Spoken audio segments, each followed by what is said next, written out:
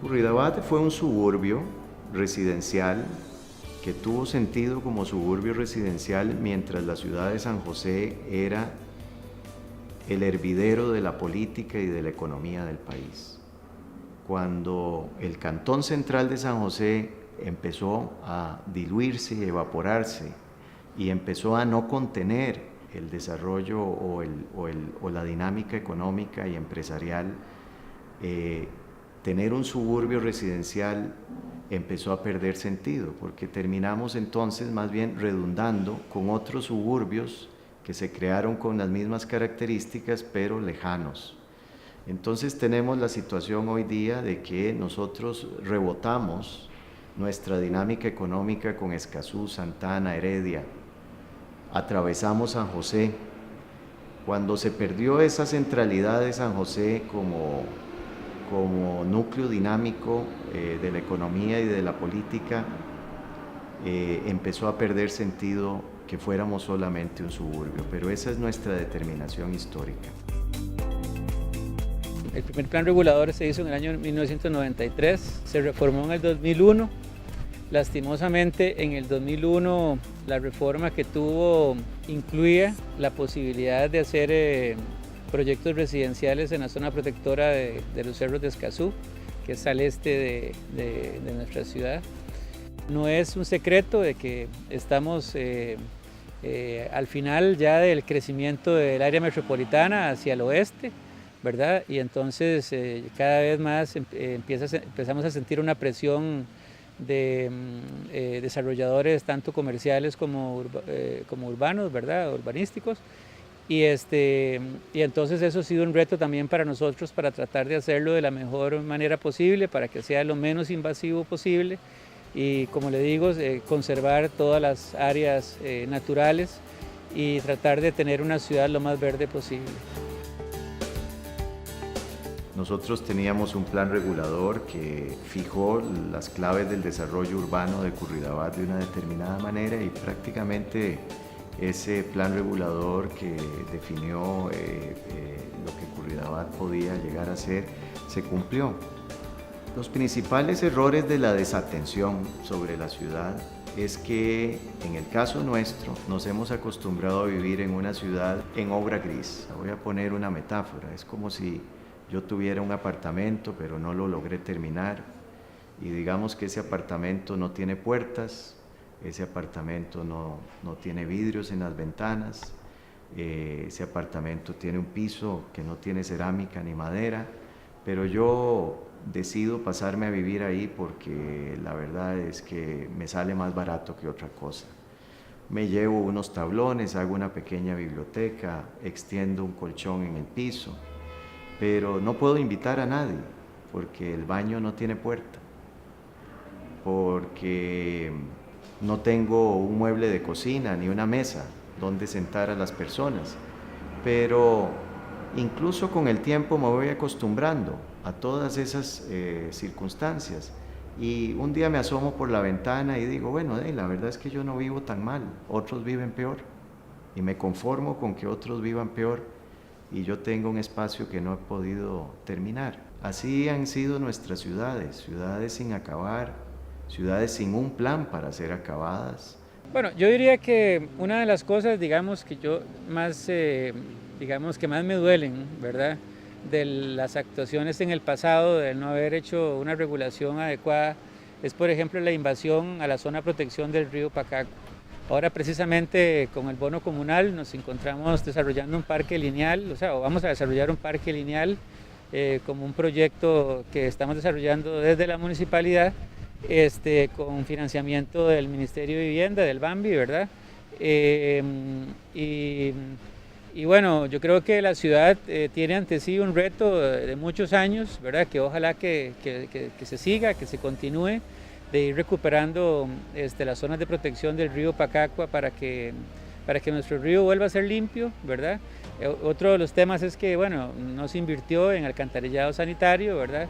Y lastimosamente, pues nuestro río Pacacua, que era un río donde la gente se bañaba, hoy es un río sumamente contaminado, ¿verdad? Pero yo creo que es un proceso que como sociedad tenemos la obligación de revertir.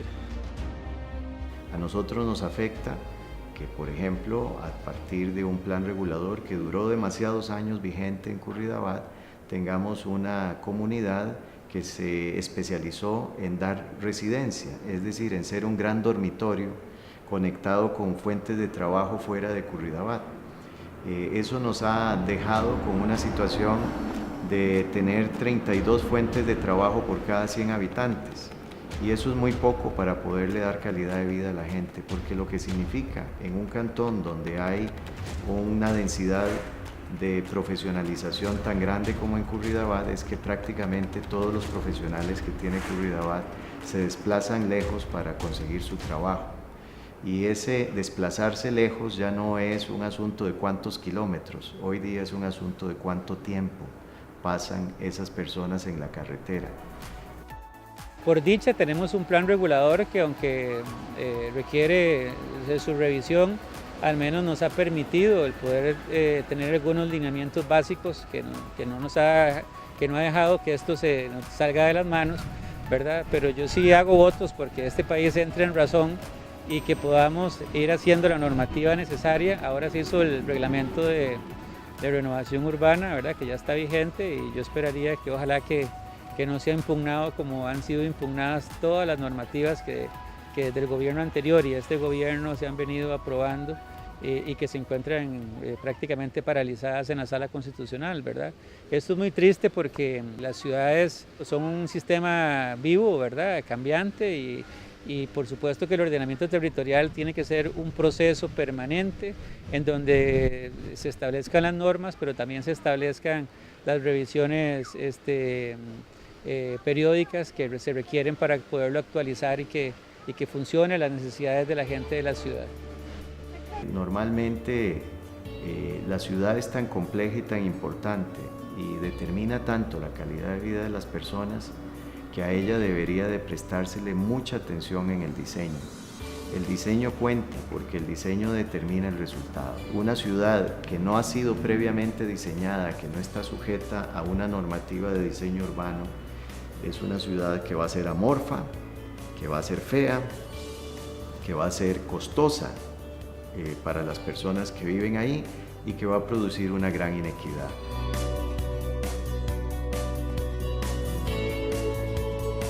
Ya regresa Puentes.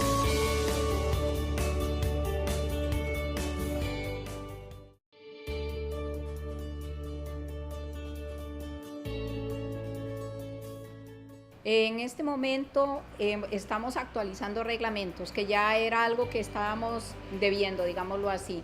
El reglamento de construcciones se actualizó, se amplió, se le incorporó muchísima información que ya otras instituciones habían generado, y lo que estamos trabajando y ya tenemos en consulta pública es un documento muy robusto que vendrá a favorecer desde luego obviamente a todos los costarricenses en materia de construcción y desde luego en materia de ambiente, en materia de salud, salvaguardando la seguridad a la hora de la construcción para las personas. En cuanto al reglamento de renovación urbana, este sí ya está publicado en Gaceta y es importante mencionar que es inédito, no se había construido este reglamento. En este momento el reglamento de renovación urbana lo consideramos un instrumento muy valioso para los gobiernos municipales.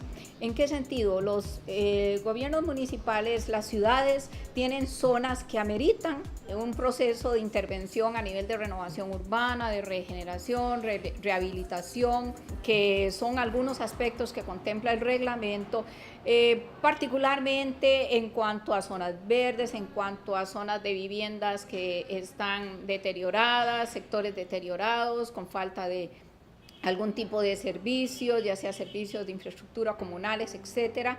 Debemos entender que los planes reguladores es el instrumento que tienen las municipalidades para poder administrar su territorio, sea de manera total o parcial.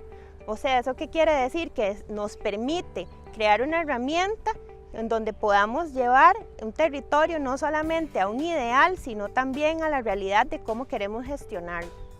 Los planes reguladores, al ser un instrumento que viene con el enfoque del ordenamiento territorial, es decir, el análisis de territorio de una manera integral, identifica las zonas donde existe concentración de población, pero no solamente eso, sino que identifica cuáles de esos sectores están en un grado de vulnerabilidad y necesitan una atención específica. Entonces, ¿cómo mejora eso la calidad de vida de la población? Por ejemplo, a través de planes específicos, planes maestros, a través del reglamento de renovación urbana, que es principalmente para mejoramiento de los territorios que tienen un tipo de afectación. En la parte de planificación del riesgo, donde identificamos aquellos sectores que están bajo amenaza o vulnerabilidad, ya sea por inundación o deslizamientos. Entonces podemos tener un plan de acción para reubicarlos o hacer una dinámica diferente que nos permita a esos sectores que están vulnerables tener unas herramientas efectivas para que ellos puedan ser beneficiados con este tipo de instrumentos de planificación. Yo diría que el reglamento está pensado justamente para las familias y personas de escasos recursos económicos. ¿Por qué? Porque la renovación y la regeneración, la rehabilitación urbana está dirigido justamente a los barrios deteriorados de las ciudades, a los asentamientos que se desarrollaron para vivienda de interés social y que por un A o un B se han ido quedando. Las familias a veces no tienen las posibilidades de mejorar la casita que le dieron o de mejorar su entorno a nivel barrial, y vemos como los parques se desatienden o los juegos infantiles se desatienden, y justamente el reglamento de renovación urbana va dirigido a estos sectores. Lo que buscamos es el bien común sobre el bien particular. Entonces, al hacer un diagnóstico del estado actual del territorio, podemos saber todo el nivel sociodemográfico que podemos encontrar, desde la clase alta, media, hasta las clases más vulnerables, ¿verdad? Entonces, los planes reguladores, esa es la riqueza que tienen, que podemos hacer diversos proyectos que nos van a beneficiar a toda la población que tiene el cantón. Al principio estaban enfocados en el gran área metropolitana. ¿Por qué? Porque el GAM del 82 realiza un anillo de contención urbana que, ¿para qué sirve esto? Principalmente para contener el crecimiento dentro de ese anillo. Entonces, todo el ordenamiento territorial estaba enfocado en lo que es la GAM. Ahora, con el beneficio y la asesoría que el INBU le realiza a las municipalidades, esto se ha acrecentado, sean las zonas de Guanacaste, tenemos planes reguladores en la zona sur, en Limón, también en Punta Arenas, en donde las personas, inclusive los gobiernos municipales, ven las fortalezas que esto puede crear, no solamente para ellos, sino también para el territorio. En el tema de las capacitaciones es importante mencionar que junto con el IFAM pronto vamos a estar dando capacitaciones a nivel nacional a todas las municipalidades para que puedan entender en qué aspectos pueden aplicar el reglamento, cómo lo pueden aplicar y realmente cómo les puede ayudar para lo que es la planificación de su territorio. Hay varias herramientas que están en este reglamento que realmente son de mucha ayuda. Todas están amparadas en la legislación. Eso es importante que lo sepan, porque así las personas que van a aplicar este reglamento en las municipalidades pueden tener toda la confianza de que el reglamento realmente está sustentado en la legislación nacional. Por ejemplo, tenemos la herramienta de contribuciones especiales, lo que es la aplicación de incentivos, lo que es reajuste de terrenos. En este momento, las municipalidades pueden proponer una zona para mejora comunal a través del bono comunal. Justamente, este bono comunal se hermana con el reglamento de renovación urbana, puesto que si los gobiernos locales ya tienen definidas las zonas de renovación urbana, este gobierno municipal junto con la comunidad, porque dentro del reglamento está a todo lo largo del reglamento la participación ciudadana, porque es vital que las familias que van a ser posteriores beneficiarios participen al lado de sus gobiernos locales en estas propuestas. Entonces, el bono comunal al cual se le asigna una importante cantidad de dinero puede ser traído a los gobiernos locales hacia estas comunidades que van a salir beneficiadas, mejorando desde luego sus condiciones y calidades de vida urbanas. Muchas veces las personas, por ejemplo, compran un terreno y no tienen idea de cuál es el uso del suelo en el que están comprando ese terreno y luego se dan cuenta de que no pueden construir tal vez la idea que están planteando, ¿verdad? Entonces es importante que la gente sepa que en el tema de los planes reguladores se pone en el reglamento de zonificación, en el mapa de zonificación, están todos los usos, están todas las áreas. Entonces, problemas que enfrentan las personas a la hora de desarrollar su proyecto, sea el que sea, y el uso de suelo, ¿verdad? Que es importante que lo tomen en cuenta. Si hay algún río, alguna quebrada o algún pozo, saber cómo se aplica ese alineamiento, si tiene o cuánto es la distancia a la que tienen que respetar de esa área de protección, ¿verdad? Y pues también hablando del tema positivo, desde lo que es el reglamento de renovación, también dependiendo del proyecto, cómo pueden aplicar ese reglamento de renovación para que sea más bien beneficioso, no solo para el desarrollador, para la municipalidad, sino también para la comunidad, porque aquí el tema es ganar, colaborando en una buena planificación del territorio. Ya regresa Puentes.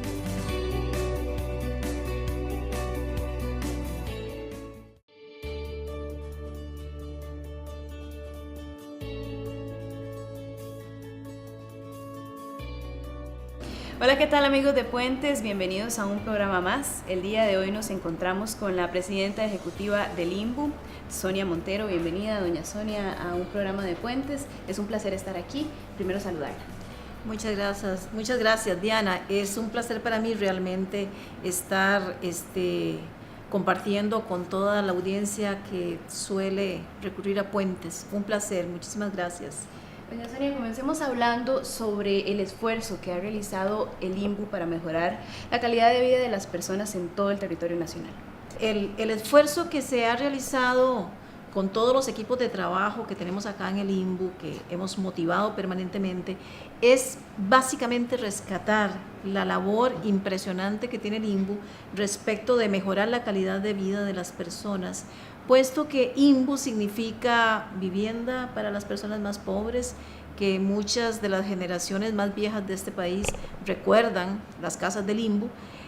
También vivienda para personas que tengan capacidad de ahorro mediante un sistema de ahorro y préstamo, que se llama Sistema de Ahorro y Préstamo del INBU, y una parte fundamental que ha tenido cierta dilación en el cumplimiento de lo que establece tanto la Ley Orgánica del INBU como la Ley de Planificación Urbana, que es el tema del urbanismo.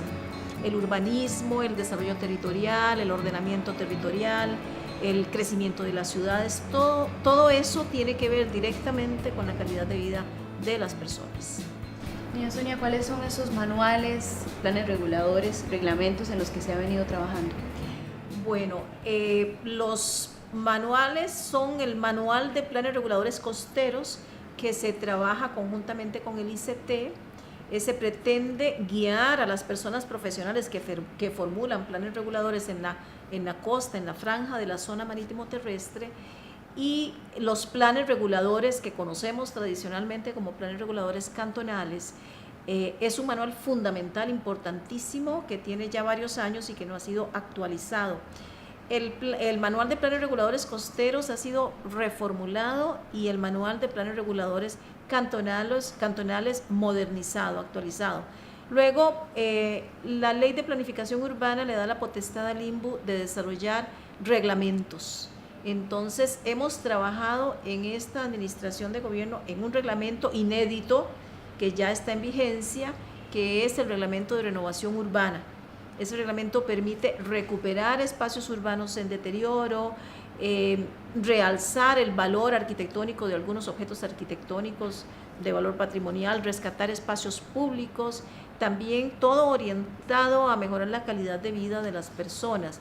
Luego el reglamento de construcciones, que data del año 80 y resto, es un reglamento que ya perdió vigencia en el sentido de que la modernidad nos lleva a un enfoque nuevo, por tanto se actualizó. En este sentido quiero aclarar que se le dio principal convocatoria a los gobiernos municipales y a organizaciones como la Cámara de la Construcción, el Colegio Federado de Ingenieros y Arquitectos, empresas constructoras, etcétera, con el objetivo, y obviamente también a ministerios e instituciones del Estado, con el objetivo de depurar. O sea, información que hoy concluye de llegar al INBU nos va a permitir afinar y mejorar muchísimo una herramienta que va a facilitar el trabajo de todas las personas profesionales de la ingeniería y la arquitectura en materia constructiva.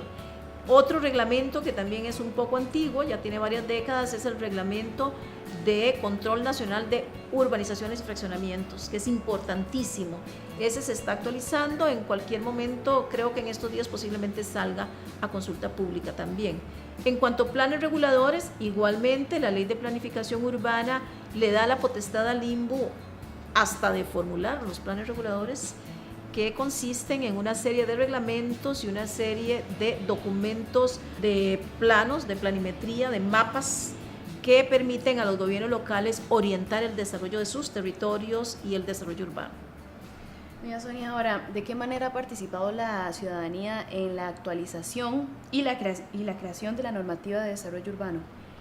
En todos los sentidos.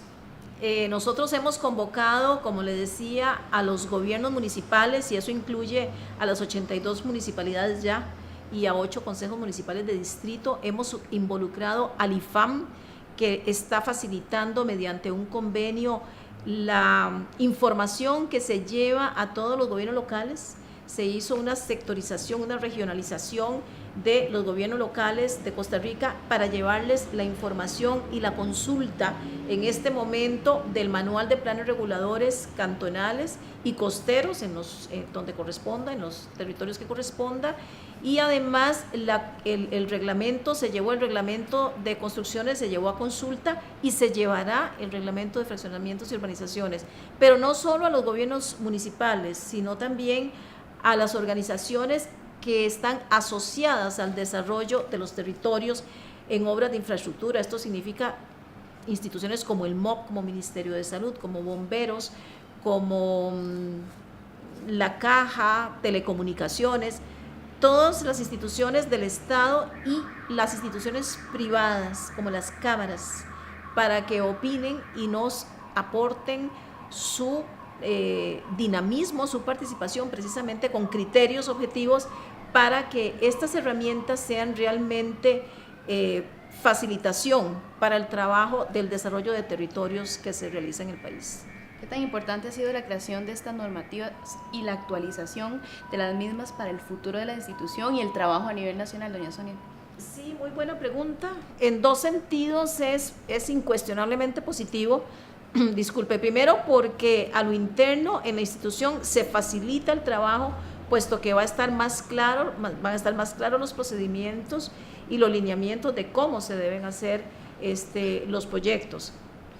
Y en cuanto a las comunidades y al país en general, porque le va a permitir tener claridad también en los procesos y procedimientos que hoy por hoy de alguna manera no solo están muy desactualizados, sino que hay algunas contradicciones. Figúrese usted que, por ejemplo, el Reglamento Nacional, del Reglamento de Control Nacional de Fraccionamientos y Urbanizaciones ha sido sometido a 30 intervenciones a lo largo de los años. Y hemos descubierto con las investigaciones que han hecho los equipos de trabajo nuestro, que algunas de ellas riñen con alguna legislación. Entonces estamos depurando. Imagínense que eso lo que hace es, como decimos en un lenguaje muy coloquial, abrir portillos para objetar procedimientos, porque la gente se confunde, porque la gente profesional que precisamente pone en práctica estas normativas no tiene un respaldo técnico claro. Entonces, ante esa situación podemos decir, sin temor a equivocarnos, que a partir de estas nuevas herramientas, la comunidad costarricense, ya sean los actores o los receptores, van a tener la oportunidad de tener un norte claro. En resumen, los proyectos en los que se ha trabajado con respecto al cumplimiento del plan de desarrollo. Bueno, plan de desarrollo, nosotros tenemos proyectos importantísimos. Hay uno que es un proyecto inédito también, ha habido varias incursiones en Costa Rica, pero a partir de esta administración de gobierno y vía decreto de Casa Presidencial y algunos ministerios, se decretó el corredor biológico interurbano Río María Aguilar. Porque hay corredores biológicos, pero no corredor biológico interurbano. ¿Qué significa eso? Bueno, que la cuenca del río María Aguilar está vinculándose a través de las 5 municipalidades, los 5 gobiernos locales que tocan o que tienen un pedacito, por decirlo así, del río María Aguilar. Son Alajuelita, Montes de Oca, La Unión, San José y Curridabat. Entonces se pretende rescatar el nivel natural de los recursos naturales existentes, involucrar asociaciones, organizaciones comunales y evidentemente a los gobiernos locales. Y tenemos metas alcanzadas realmente importantes. Eso en materia ambiental. También tenemos proyectos de vivienda. Tenemos un objetivo clarísimo que estamos a punto de concretar, que es dotar de vivienda a la clase media joven, que no tiene en este momento, por muchos estudios se sabe, acceso al financiamiento del sistema bancario nacional. Entonces estamos trabajando y pronto vamos a anunciar cómo vamos a dinamizar ese grupo socioeconómico, qué apoyo le va a dar la institución, con proyectos que tienen un enfoque urbano precisamente, de distribución de un espacio amigable y diseñado con diseño universal. Eso significa que una persona que tiene dificultad para movilizarse lo va a poder hacer con solvencia. Estamos involucrados en un proyecto también en la franja fronteriza. Eso es un proyecto que no está incluido en el Plan Nacional de Desarrollo, pero que a través de las gestiones que se han hecho en el INDER, el INBU se ha involucrado con una propuesta de diseño arquitectónico de un proyecto de vivienda para personas que se encuentran en pobreza extrema. Y ese proyecto tiene una connotación importantísima en materia de seguridad ciudadana, porque va a garantizar que toda la franja fronteriza, en este caso sur, va a estar protegida. Pero eso es un proceso de mediano y largo plazo y nosotros estamos involucrados en ese proyecto también. Sonia, muchísimas gracias por haber estado con nosotros en este programa de Puentes. Es un placer tenerla. Un placer de nuestra parte también y mucho éxito para el programa Puentes. Y gracias a usted también, Diana. Un placer, doña Sonia Montero, presidenta ejecutiva del INBU, que nos acompañó en este programa de Puentes. A ustedes, muchísimas gracias por habernos acompañado y los esperamos en una próxima entrega de Puentes.